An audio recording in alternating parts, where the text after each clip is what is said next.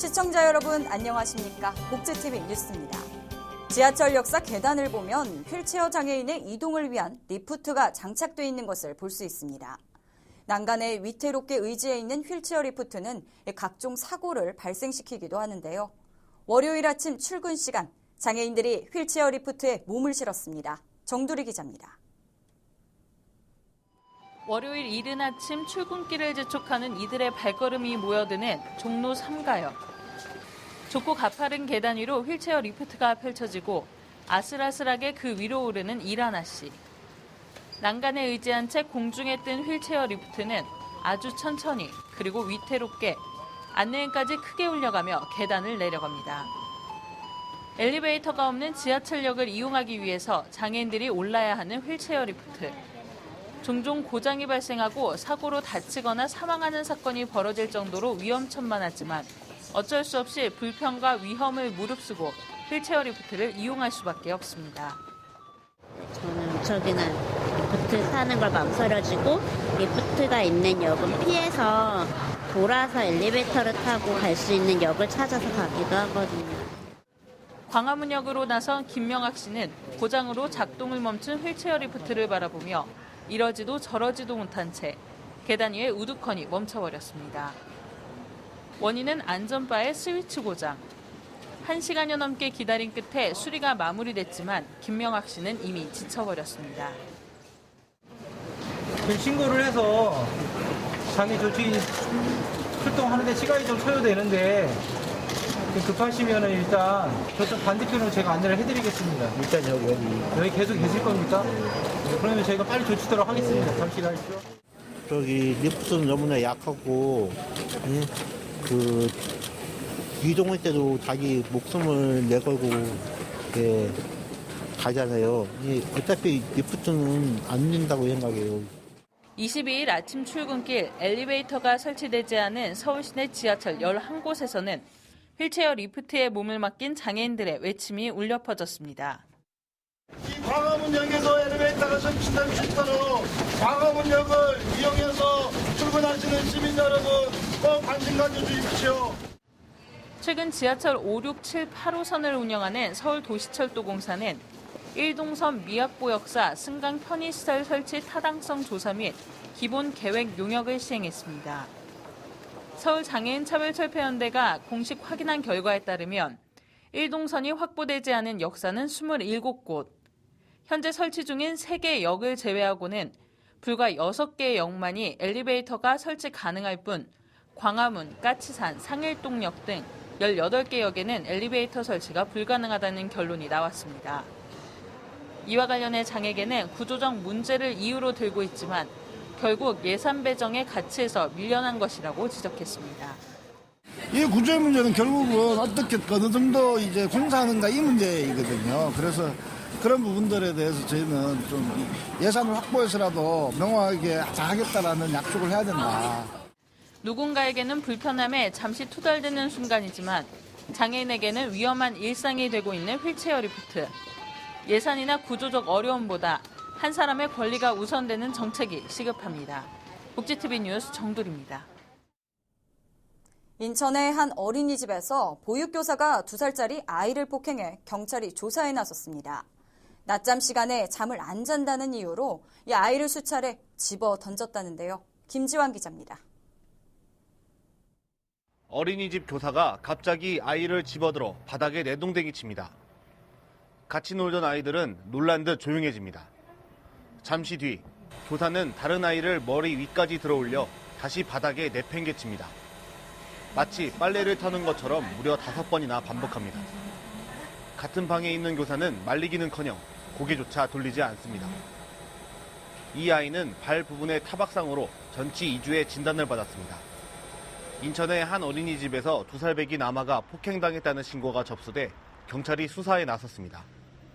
아들이 어린이집을 다녀온 뒤 다리가 아프다며 걸음을 걷지 못하자 부모가 어린이집 CCTV를 확인한 겁니다. 보육교사는 경찰 조사에서 고의성은 없었다면서도 폭행 사실은 인정한 것으로 전해졌습니다. 경찰은 취침 시간인데 아이들이 잠을 자지 않고 돌아다니자 화가 나 폭행을 한 것 같다고 설명했습니다. 경찰은 어린이집 원장과 같은 교실에 있던 다른 보육교사를 불러 이들이 폭행 사실을 알고서도 묵인했는지 조사할 계획입니다. 복지TV 뉴스 김지한입니다.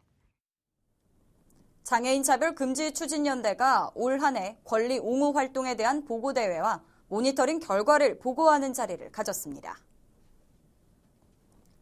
지난 19일 열린 보고대회에서는 한 해 동안 장애인 권리 옹호 활동에 노력한 이들에게 감사패를 전달한 한편 장애인차별 금지 추진연대가 진행한 모니터링 활동에 대한 보고가 이어졌습니다. 특히 올해 진행된 선거 접근권에 대한 문제점이 지적돼 이에 대한 해결책 마련이 촉구됐으며 국가 자격시험에서 장애인에 대한 정당한 편의 제공이 진행되고 있는지에 대한 모니터링 결과 좀 더 적극적이고 규정으로 명시된 정책 마련이 당부됐습니다. 식품의약품안전처가 의약품의 정상적인 사용 후 발생한 사망과 장애 등 부작용 피해에 대해 보상하는 제도를 시작했습니다. 식약처의 의약품 부작용 피해 구제 제도는 의약품의 정상적인 사용에도 발생한 부작용에 대해 정부가 보상해주는 제도로서 부작용 원인 조사와 피해 구제의 지급은 한국의약품안전관리원에 위탁해 운영합니다. 이번 제도를 통해 그간 의약품 부작용 피해 보상을 받기 위해 피해자가 직접 소송해 부작용의 원인을 증명해야 했던 불편함과 최대 5년까지 소요됐던 소송 기간이 단축될 것으로 보입니다. 내년 2월부터는 수술을 받지 않은 중증 심장, 뇌혈관 질환에도 산정특례 적용이 확대됩니다. 보건복지부는 제20차 건강보험정책심의위원회에서 수술을 받지 않은 중증 심장, 뇌혈관 질환의 산정특례 보장 범위 확대를 의결했다고 밝혔습니다. 현재 심장과 뇌혈관 질환은 이번에 중증도가 인정되는 수술을 받은 경우에만 최대 30일간 산정특례를 적용하고 있었습니다. 하지만 이번 개선으로 수술을 받지 않은 급성기 중증 뇌출혈 환자와 혈전 용해제 사용 중증 환자, 입원하지 않고 외래 또는 응급실을 통한 수술 환자도 산정특례 혜택을 받게 됩니다. 온기를 전하려는 이웃들의 마음이 모였습니다. 장애인과 노숙인을 위한 사랑과 나눔의 콘서트 현장을 소개해드립니다. 한겨울의 추위를 잊게 하는 따뜻한 국물에 김밥 한 줄. 서로의 끼니를 챙기는 사람들의 얼굴에 미소가 떠나지 않습니다. 이곳은 드림 장애인 보호작업장에서 마련한 제6회 장애인과 함께하는 사랑과 나눔의 콘서트 현장입니다. 곧 있을 공연에 한껏 들뜬 이들이 막바지 공연 준비에 한창입니다. 오신 분들이요 더 기뻤으면 좋겠어요. 내 공연을 보고 기뻤으면 좋겠어요. 이날 공연은 지역 주민들과 자원봉사자들이 장애인과 노숙인들을 위해 재능 기부로 준비했습니다. 드림 장애인 보호작업장의 장애인들과 유명 성악가, 합창단 등 출연진이 바쁜 시간을 내어 공연으로 마음을 나눴습니다. 소외된 사람들이 멀리 있는 것이 아니라 항상 가까이 있고 또 내가 가지고 있는 모든 것들을 통해서 그들과 하나 되고 또 섬길 수 있다는 그런 어떤 의미가 부여됐으면 좋겠습니다. 이웃들의 마음이 하나둘 모여 함께 만든 만큼 더욱 의미 있는 시간이었습니다. 아이들에게 발레리나의 아름다운 몸짓을 통한 특별한 선물이 전해졌습니다. 유니버셜 발레단이 크리스마스 축제를 연 것인데요. 박광일 기자입니다. 달콤한 선율이 공연장에 흐르고 발레리나들의 우아한 몸짓이 펼쳐집니다. 한 봉사단체가 소외계층 아이들을 위해 크리스마스 축제를 열었습니다. 차이콥스키의 3대 발레 중 하나에 속하는 호두까기 인형이 크리스마스를 앞두고 아이들에게 찾아왔습니다. 이런 문화예술 쪽을 좀 접하기 힘든 우리 좀 소외된 이웃들에게 꿈과 사랑을 심어줄 수 있는 계기가 되고자 이런 발레 공연을 자선 공연을 후원함으로써 그런 취지로 이번 공연을 열게 됐습니다. 이날 행사에는 문은숙 자원봉사 애원 이사장과 최규옥 복지TV 회장이 참석한 가운데 장애아동, 청소년과 다문화 가정 등 1000여 명이 초청됐습니다. 오늘 이 행사는 우리 소외된 이웃들과 함께 기쁨을 나누는 자리로 꾸며졌습니다.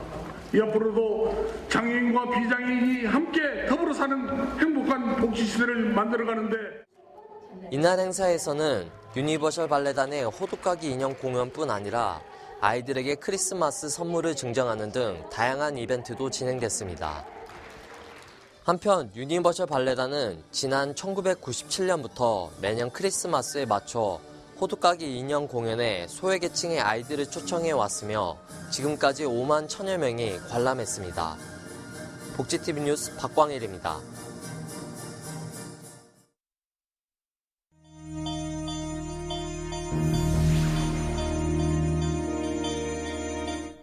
이어서 간추린 뉴스를 전해드립니다.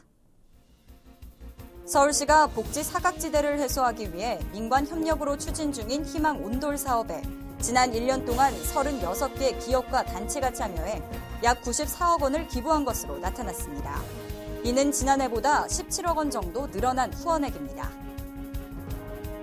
베트남과 필리핀, 르완다, 티베트 등 12개국과 130여 편의 동화가 수록된 올리볼리 그림동화 모바일 앱이 개편됐습니다.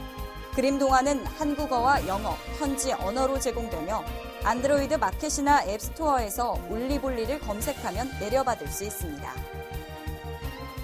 성탄절을 앞두고 장애인 인식 개선 홍보를 위한 2014 슈퍼블루 캠페인이 서울 명동에서 펼쳐졌습니다. 이번 가두 홍보는 슈퍼블루와 함께 장애인과 더불어 사는 세상을 만들어주세요라는 슬로건 아래 장애인 인식에 대한 구체적인 행동을 함께 실천할 것을 촉구했습니다. 한편 슈퍼블루 캠페인은 코발트 블루 컬러의 운동화끈을 상징물로 하며 푸른색은 희망을, 운동화끈은 스스로 신발끈을 묶고 일어나겠다는 장애인의 자립 의지를 담고 있습니다. 포항문화예술회관에서 결혼 이민 여성 우리말 웅변대회가 열렸습니다. 포항시 여성발전기금으로 열린 이날 대회에서는 9명의 결혼 이민 여성이 연사로 나서 한국으로 시집 오게 된 동기와 고향과 부모님에 대한 그리움 등 결혼 이민 여성의 삶의 애환과 에피소드 등을 웅변으로 발표하는 시간을 가졌습니다. 포항 남부소방서가 지난 2013년부터 관내 기관, 기업체와 사회공헌 업무 제휴 협약을 체결하고 화재 취약계층을 대상으로 주거환경 개선 사업을 펼치고 있습니다. 해피 세이프 하우스라는 슬로건으로 펼치고 있는 취약계층에 대한 사회공헌 활동은 올해 5세대의 도배와 장판, 노후전기 배선 교체, 단독 정보형 화재 감지기 설치 등을 제공했습니다. 한편 이번 주거환경 개선 활동에는 남부소방서와 포스코 건설, 포스메이트, 한국기아대책기구 대구 경북 지역본부가 함께했습니다. 충청남도 지역의 장애인과 소외계층을 위한 WBC 복지TV 공주지사가 개소했습니다. 지난 18일 열린 복지TV 공주지사 개소식에는 최규옥 복지TV 회장을 비롯한 도 관계자 등이 참석했으며 장학증서 전달식과 인기 연예인들이 함께하는 한마음 노래자랑 등이 펼쳐졌습니다. 이날 김기태 공주지사장은 어려움에 놓인 장애인과 어르신 등을 찾아 힘이 되는 방송을 할 수 있도록 앞장서겠다고 밝혔습니다.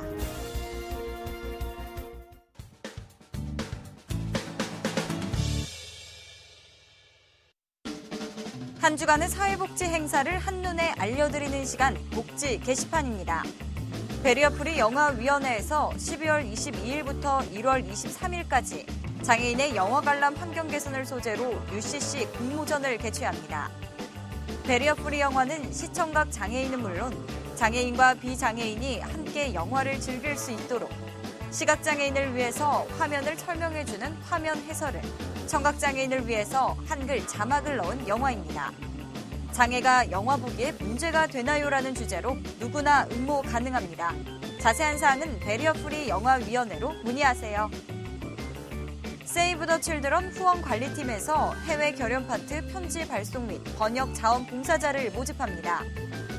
간단한 영한 번역 및 컴퓨터 작업이 가능하고 2015년 1월부터 6월까지 6개월여 동안 주 1회 이상 정기적으로 방문해 봉사 가능한 분이라면 누구나 참여할 수 있습니다.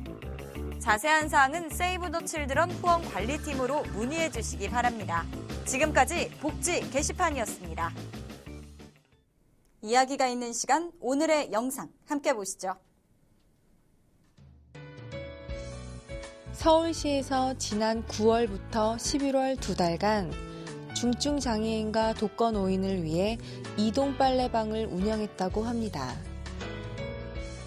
누군가의 도움 없이는 힘들었던 세탁을 수거해서 배달까지 지원해 주민들의 호응이 좋았다고 하는데요.